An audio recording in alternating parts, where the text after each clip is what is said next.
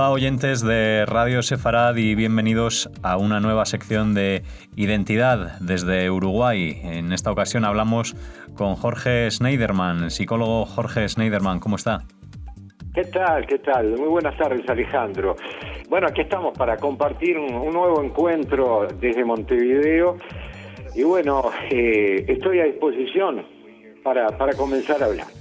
Bueno, pues encantados seguro tanto nosotros como todos nuestros oyentes de que nos comunique desde Montevideo. Y en esta ocasión, hoy en Identidad, vamos a hablar de Einstein, pero bueno, en esta ocasión vamos a derivar por otros derroteros porque nos va a hablar de Einstein, pero del filósofo.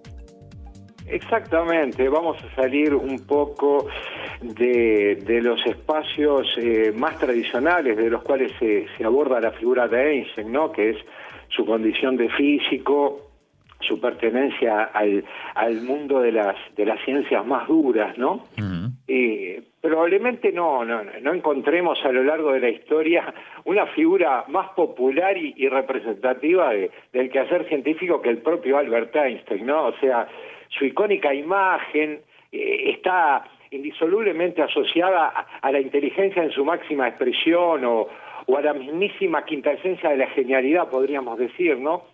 O sea, es un personaje que se enuncia y se anuncia per se, no requiere de mayor presentación ni protocolo, ¿no? Una figura obviamente icónica, sumamente representativa de lo que es un plano superior de la inteligencia.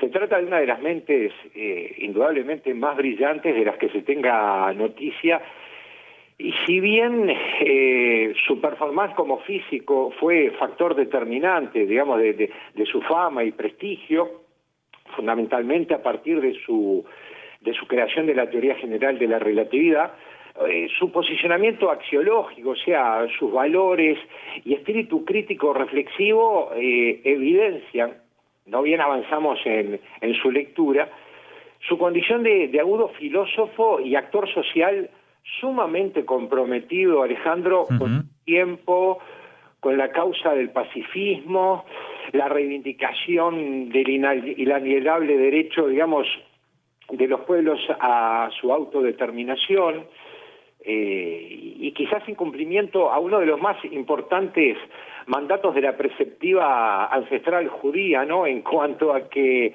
como recordarás, dice en Pirkei Avot de que quien estudia solo para sí y no para compartir su saber cumple obra vana. Bueno, él, en cumplimiento a esa preceptiva, se erigió desde siempre, ¿no? Desde los inicios de su prolífica labor, en un activo divulgador, difusor de conocimientos, una suerte de embajador itinerante, uh-huh, valdría decir, de sus conocimientos y por sobre todas las cosas, inquebrantablemente leal a sus convicciones éticas y morales. Eso creo que define en ciertos aspectos cuál era la dimensión del Einstein, no solamente poseedor de una capacidad, de una genialidad creativa, sino la perspectiva social, el compromiso social con el que asumió,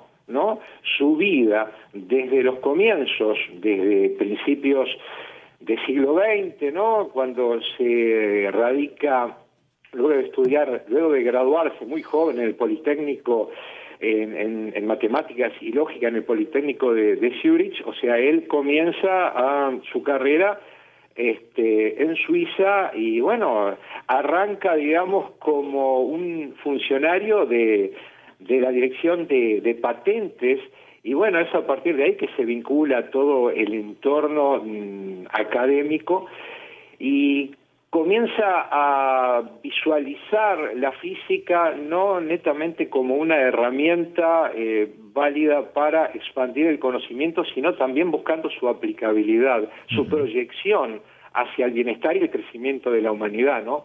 Claro, sí, porque tendemos a pensar, ¿no?, por lo general, y ya cuando los personajes quedan en la memoria del tiempo, porque ya no están con nosotros, ¿no? Al final que bueno, consiguieron logros, fueron brillantes, pero nos olvidamos de ese entorno que vivieron y que está ahí, que evidentemente generó su personalidad, pero también, como bien decías, pues la proyectó hacia su entorno y hacia sus iguales, ¿no? Y todas las personas que convivían con Albert Einstein en este caso. Sí, sí, exactamente. Comparto lo que estás planteando. O sea, a ver, probablemente la dureza y complejidad relativa a los laberínticos, digamos, mundos del pensamiento lógico-matemático, ceñido a un hermetismo de ecuaciones y algoritmos, dificulte muchas veces la visualización de ese costado tan rico como desconocido de este personaje tan singular, porque no obstante, te cuento, Alejandro, rastreando un poco el pensamiento y el parecer de sus colaboradores y apoyándonos, por ejemplo, en algunos conceptos vertidos por uno de sus colaboradores, el conocido físico polaco Leopold Infeld. Él decía que el propio Einstein, en reiteradas oportunidades, le manifestaría que se consideraba más filósofo que físico, ¿no? Uh-huh. Quizás desde afuera puede eso percibirse como una suerte, no sé, de pedantería o de falsa modestia, pero él, a través de su trayectoria, lo fue refrendando a través de los hechos, ¿no? Ahora, cuando referimos al perfil filosófico de su pensamiento, aquí creo que sería dable plantear una suerte de salvedad, ¿no? Si nos referimos a la filosofía especulativa predominante hasta el siglo XIX, léase, qué sé yo, la desarrollada por Hegel, Bergson o Kant, bien lejos estaría de serlo, ¿no? O sea, muy lejos de esa concepción filosófica de la vida. Uh-huh. Porque las densas y extensas disquisiciones acerca del ser y el no ser, o el todo, o la nada, el establecimiento de clasificaciones taxonómicas o categorizaciones de lo etéreo y lo intangible, no tenían demasiada cabida dentro de su universo de intereses. Su pensamiento se alinea más bien con el espíritu de los filósofos denominados positivistas lógicos o empiristas lógicos. Estos no entienden la filosofía como una disciplina cerrada que se agota en sí misma. Se trata de una herramienta esclarecedora, funcional al progreso y elevación de la condición humana. Como bien sugiere el propio Infeld, al que mencionábamos recién, no existen problemas netamente filosóficos. Con el paso del tiempo, tú has visto que los temas que otrora trataba la filosofía pasaron a ser abordados por la física, las matemáticas, la biología, la lingüística, etcétera.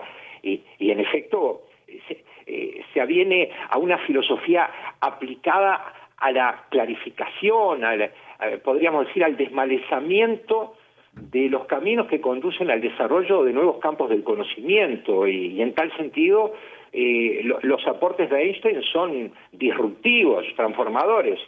Temas como, por ejemplo, ¿no? El tiempo, el espacio, la geometría, uh-huh, entre otros tantos, a partir de él pasan a formar parte de la física, y sus revolucionarias fundamentaciones fueron, digamos, poniendo al descubierto muchas de las falencias y la vacuidad argumentativa de la filosofía especulativa, Alejandro. Uh-huh, claro, porque yo desde mi humilde opinión filosófica, bueno, también considero que el tiempo y el espacio pues se piensan a partir de lo que es el ser, ¿no? Y en este caso el ser de Albert Einstein en su como individuo, ¿no?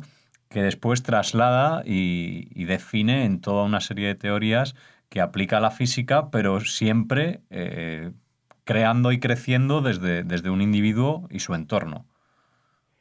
Exactamente, o sea, ahí su pensamiento tiene una gran densidad ontológica, hay una preocupación del ser, del individuo, del ser humano como epicentro del interés de la ciencia misma, ¿no? No esa ciencia de gabinete aislada del interés real, ¿no? Él él maneja una actitud pragmática. Si bien muchos lo definen como un teórico de la física, sus conocimientos apuntan hacia una aplicabilidad, hacia un criterio más útil del pensamiento científico, ¿no? Yo creo que a partir de sus trabajos se tornaría harto difícil, no sé cuál es tu parecer, de señalar una clara línea demarcatoria entre la física y la filosofía, porque creo que aparecen como imbricadas ambas cosas, ¿no? Sí, provienen, ¿no?, de una misma cosa y se envuelven, digamos, para conjugar tanto una como la otra y crecer, como decíamos, de esa parte filosófica del individuo para aplicarla a lo que es la generalidad del universo. Ahí está. Yo creo que ahí diste justamente en un punto álgido, ¿no? O sea, pero, a ver, esto no implica incurrir en el denuesto de la filosofía clásica, cuidado, o sea, lejos me hallo de hacerlo, ¿no? O sea, desconocer el valiosísimo, pero realmente valiosísimo aporte a la evolución misma de las culturas, de la filosofía, desde los presocráticos en adelante. Creo que sería una necedad. O sea, el frondoso árbol de la filosofía ha nutrido a la humanidad de nuevas herramientas para la expansión misma de los distintos niveles del pensamiento. Y de hecho, y contrariamente a lo que sucede con la ciencia, la cual debe permanentemente dar respuestas a los problemas que el devenir histórico plantea al hombre, el cometido de la filosofía siempre ha sido problematizar, elevar los temas más urticantes al saludable plano del debate, o como plantea recurrentemente un gran filósofo argentino, ¿no?, contemporáneo a nosotros, Darío Steinschreiber, que la tarea de la filosofía es crear nuevos problemas, por lo tanto nadie debe ofenderse si hablamos del carácter disruptivo que puede tener determinada escuela o corriente filosófica, ¿no? Yo creo que, en efecto, allí radicó el accionar filosófico de Einstein. Repreguntarse el mundo, Alejandro, o sea, en el amplio sentido del término, o sea, física, como te decía, física y filosofía para él se hallan imbricadas, ¿no? O sea, consustanciadas con un concepto axial de su pensamiento, que a mi criterio es trascender y combatir enérgicamente toda clase de dogmatismos o totalitarismos, sean estos de carácter ideológico, científico o teológico, ¿no? O sea, esos encorsetamientos en los que suele caer muchas veces la religión, la ciencia o la ideología misma, ¿no? Podemos hablar, en muchos casos, de un fundamentalismo ideológico, teológico, pero también científico, Si no, preguntémoselo por ahí si pudiésemos, a Galileo Galilei, a Giordano Bruno, a Copérnico, ¿no? A todas aquellas personas que pretendieron imponer nuevas formas, nuevas miradas sobre el mundo y la realidad, y ya sabemos cómo les fue.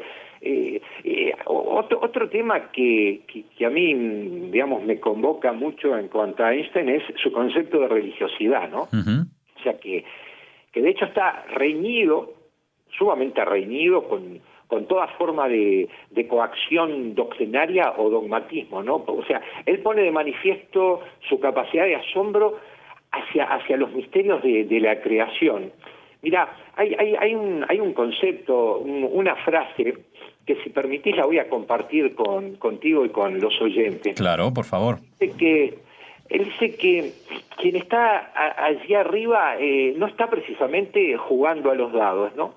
Y aquí deja relucir ese resquicio que deja abierto al asombro. En un ensayo que él publica en 1929, que se llama El mundo tal como yo lo veo, él plantea lo siguiente: lo más maravilloso que podemos encontrar es el misterio. Es la fuente de todo arte y toda ciencia de verdad. Aquel para quien esa emoción es desconocida, aquel que ya es incapaz de detenerse para maravillarse y sentirse transportado por un sentimiento relevante, vale tanto como un muerto. te das cuenta la profundidad de estos conceptos, ¿no? Como y la proximidad, por ejemplo, a Spinoza, allí radica su religiosidad, ¿no? Sin más intermediación que su propia espiritualidad y sensibilidad. Si entendemos el concepto de religión como religar, es ahí donde él religa, ¿no?, con el misterio, con la capacidad de asombro, pero sin relegar,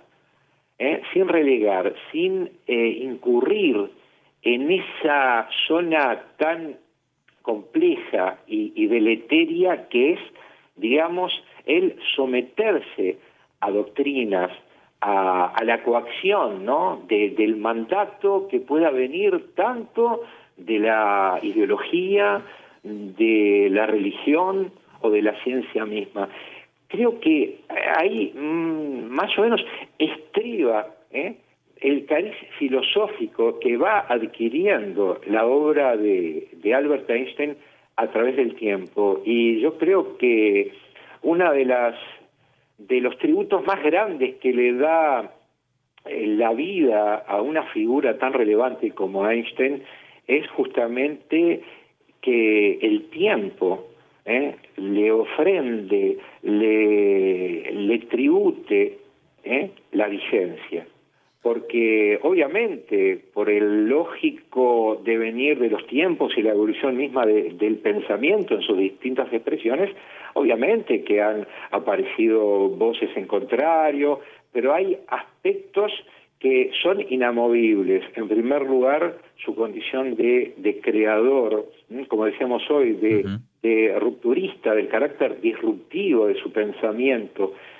Y aparte, y más allá de eso, lo que a mi criterio es algo más significativo y abarcativo, es la dimensión humana, ¿no?, que, como bien tú decías, hoy a veces queda por el camino, ¿no? Sí. Como que el servidor de la historia va dejando más espacios para los aspectos más relevantes, más prácticos o más connotados, o más relevantes, sí, para el saber científico, pero creo que está bueno rescatar esa perspectiva de la figura de Einstein. ¿No te parece, Alejandro?